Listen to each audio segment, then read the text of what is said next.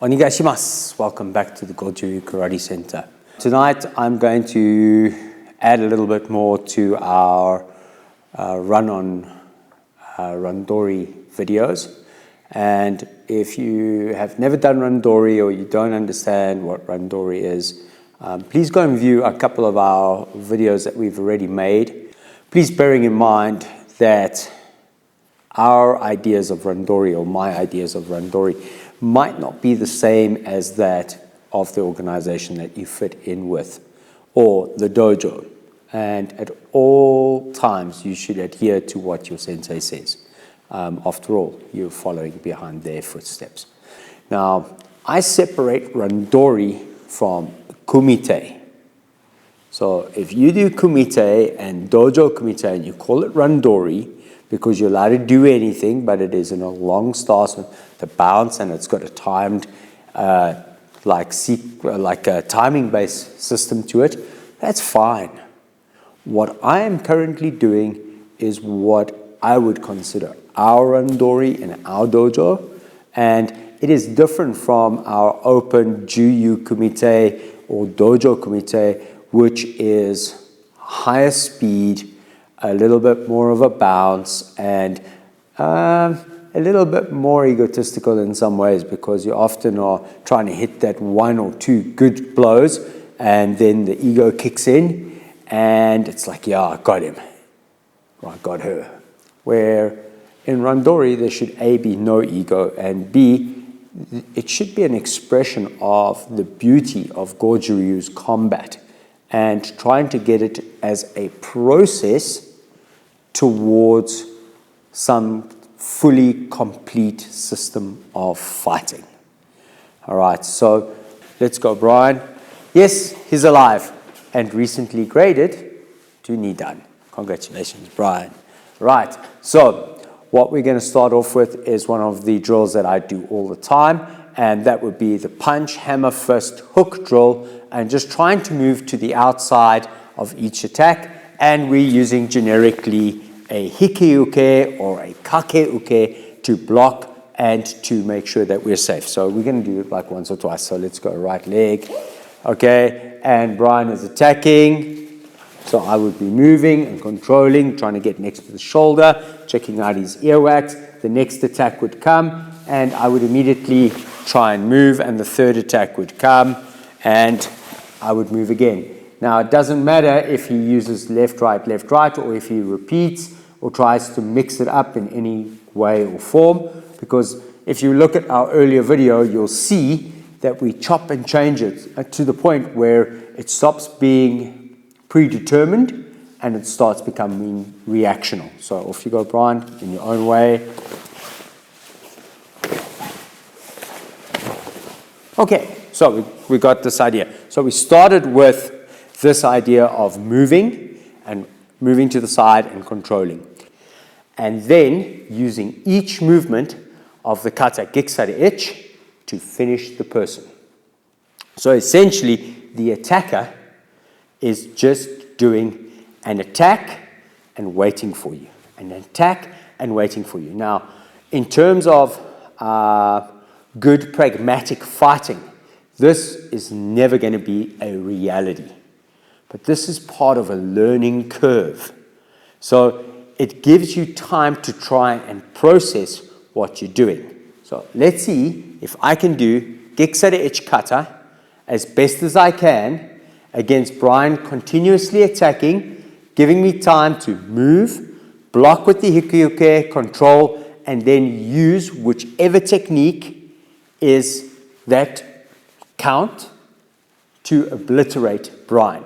After all, Geki Dai Ichi and Geki Dai Ni to smash and obliterate. So, let's go, Brian. 1, block, control.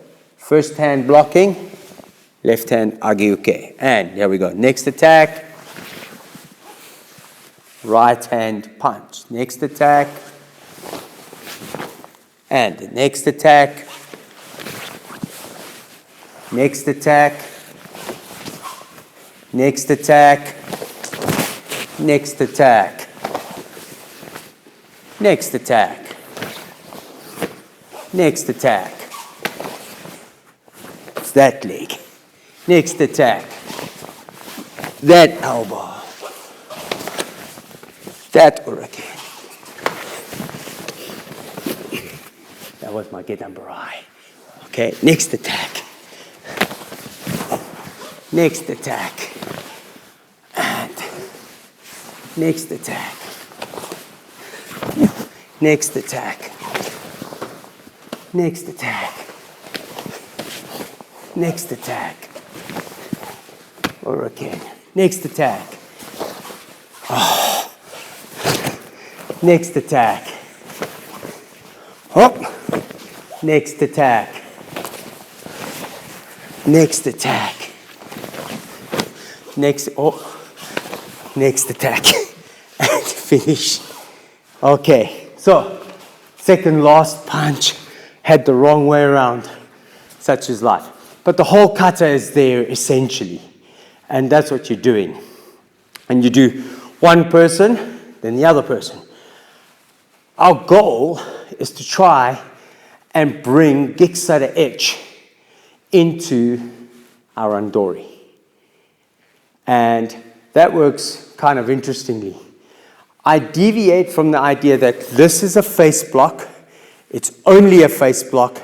It can never be used for anything else. It's an elbow, a punch, an uppercut, and choke, an arm bar. It's a whole bunch of things. If you need to go down to the logic that this is a face block and a face block only, what ends up happening is that we end up with another exercise. So classically doing straight line kata, I think the correct term for this is Ranzuko Kumite. And if you're doing Gekusara Etch straight line, then that's exactly what you're doing. I was in the Jundokan Shohonbu dojo one day, and we got asked if we knew straight line kata. And we said, yes. The way we learned it, every step for defense is backwards and every attack is offensive. And Kinjo sensei and Gima sensei looked at each other, shook their head. No. Everything forward. And the idea and the mentality is that every movement is forward. It's into your opponent. And once the fight starts, you're on top of your opponent, hitting them, striking them continuously. So it's a different point of departure.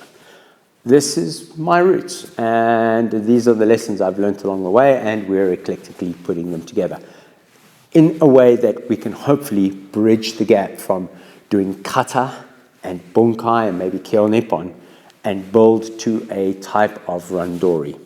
Now, obviously what we can do on our next exercise is we can go back to giving the attacker 5 attacks instead of 3. He can do front kicks and he can do roundhouse kicks. And that means we've got a lot of the hikyuke middle level blocking done, a lot of low blocking done, as well as we could then start saying, well, listen, that hook needs to be head height. Occasionally try grab with 2 hands. And as we go along, we start building a better and better idea of randori. The important thing is movement, continuously trying to move. Now, in those exercises, a lot of the time I was on the outside. The dilemma with being on the outside is that you have a limited set of targets to hit. So if Brian attacks, please, let's just take a right side attack. So go, Brian. 1. When I move to the outside, I'm limited by the targets that are present. But I am a little bit safer because I don't have to deal with those hands, as well as his frontal energy moving in towards me, should he try and shoot for my legs or try and take me down, which is becoming increasingly more popular with fights. We all seem to believe that I'll be the opposite of Mr. Seagal. My teacher, Mr. Terry O'Chinnan, believed that most fights end up on the floor. And that's the reason why we practice grappling, groundwork, judo, etc. That's my 2 cents on Mr. Seagal's interviews with Jesse Enkamp. You've got to be able to deal with somebody trying to take you down. But the best defense for that is trying not to present yourself there. Obviously, the moment the person is, let's say I'm on the inside, and I move and I do something, and he decides to move in. If this is going to happen, I've got two choices. I either go with the flow and go onto the ground and take the fight to a different dimension, or I move on. Now, in Randori, is it allowed or isn't it allowed to take a person down? The answer is, it's perfectly allowed, because anything is allowed in Randori as long as it's controlled. Now, the situation you find yourself in will determine whether or not it's a good idea or a bad idea for yourself and your partner. Right now, we're in our winter months in South Africa. Our 25mm tatami is down. The floor is nice, soft, and cushy. And obviously, if we're going to go down, we're going to go down because we're not going to hurt ourselves. Come summertime, when we're down to the parquet floors and it's hard, well, nobody really wants to be rolling on the hard wooden floor. It leaves you with a lot of grazes and bruises. A little bit of common sense for your training. Okay, so dilemma 1 is inside, outside. Next dilemma. Please watch what Brian does a lot of the time, because this question has come up about the importance of this. All right, Brian, you're going to attack with the right hand. You ready? Let's go. Let's stop.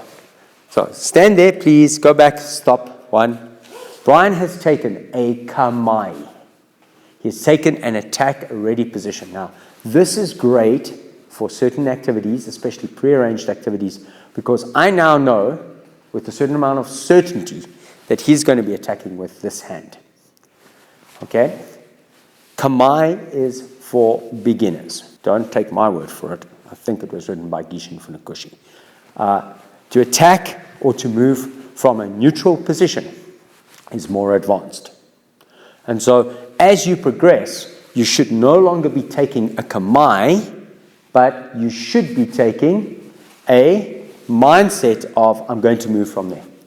I find the biggest problem that a lot of people have is an inability in Randori to use different stances.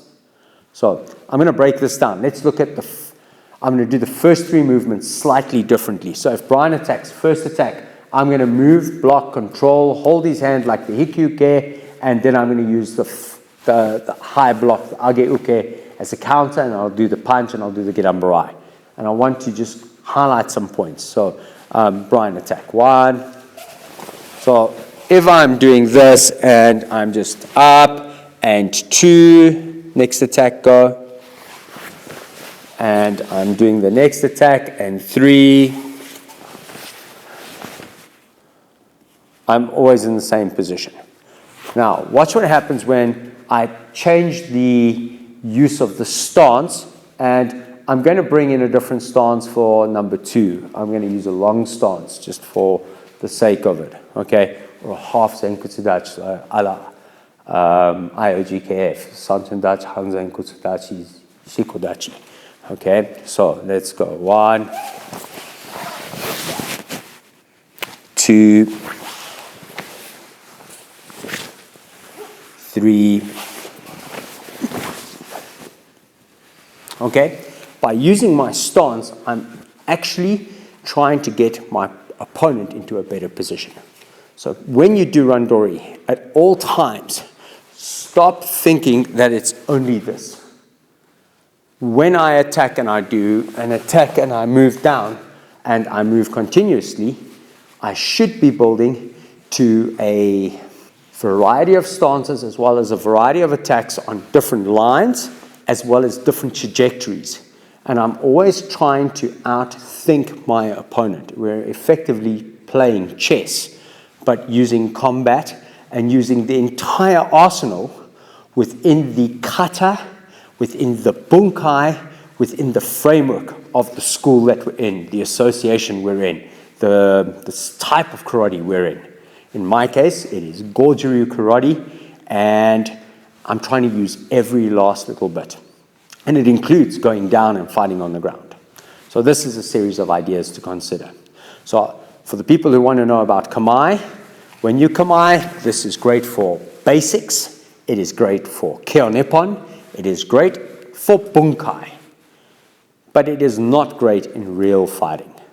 Nobody gets into a fight and goes, hey, okay, cool, let's go, let's fight. Nothing like this happens. Usually, the actions are a little bit more aggressive.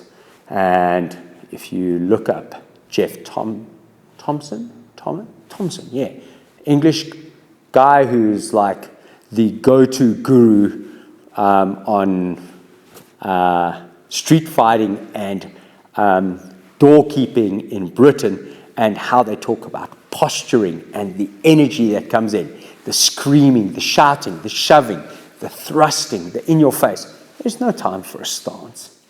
You either absorb and retaliate, or you redirect, or you do whatever, and that's it. You don't have time to take a stance.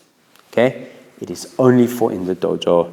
It is only for our training. It is part of our ritual in our training, but somewhere along the line you have to deviate from that ritual for your own safety, especially if you're trying to become more pragmatic and you're trying to apply your karate more seriously as a more functional type of combat. Please put the Kamae one side. Okay? So that answers that question. Next thing I'd like to do is another drill that we came up with last week. So we're going to start with a simple idea. Brian, you've done this drill as well. And Brian, let's just put up one arm. Okay, this is cool. We'll use this side because it's good for the camera. My job is to hold his elbow, and Brian is to try and do as many techniques without pulling his hand back, but to continuously flow. My job is facilitation. I'm just holding his elbow and go punch and do whatever.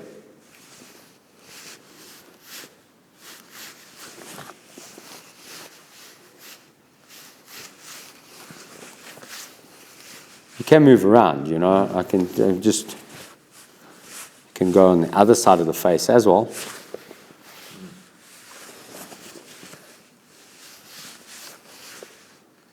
Right. So this is a general idea of keeping this elbow in one place. It looks very awkward, and it is very hard, and it is very awkward, and it's difficult to generate power because we're not generating power the entire time. So let's do punch, elbow, and then down to groin strike. So if Brian does punch, elbow, groin strike, keeping that elbow in. Now, imagine he does punch and he chambers his hand after the punch. In other words, like a tournament fighter, he has a snap back. So he does punch and he snaps it back. Then he does elbow and he pulls it back. Then he does stomach block. And you can see that the dilemma in this is that there is no continuity in the principles of this entangled hands. So this is the point where I leave you to think about it and wait until we've done a little bit more research and development, and we've done a few more ideas on how to extend our entangled hands. But that's a good drill, and it's useful as a beginner. Again, we're trying to get people to understand that in fighting, they're not doing this every time, but they're hitting and flowing. And it's important to have something that resembles a barrel in your defense, so that if I'm hitting and I'm flowing down, this hand should naturally come up to protect. And if I'm now bringing this hand back in, this arm and this elbow will press. I might even step and move in. And this is critical for good Randori. My idea, this allows you to always keep your arms in front of you, and you're taking the general concepts from Sanchin Kata of your guard, your defense is in front of you, and you're just applying it. From my time with Sensei Ronnie Kluger, I am now trying to effectively control the midline and the line between myself and my opponent. And I'm trying to effectively have a set of intercepting hands and create a wedge that I can push into their defense and force their attacks onto the sides of me as I seek the inside line, which is a deviation from what Sensei Ronnie was teaching. All right, he liked to do that from the outside. I generally like to do it from the inside. I'm not going to say I'm right or he's right, but I do think we need to explore all the options. That's where I'm going to leave you tonight. I hope you have a good time, a little bit of karate, a lot of ideas, a little bit more sophisticated thinking maybe, and a little bit of development on our previous Randori videos. Thank you very much. Arigatou gozaimasu.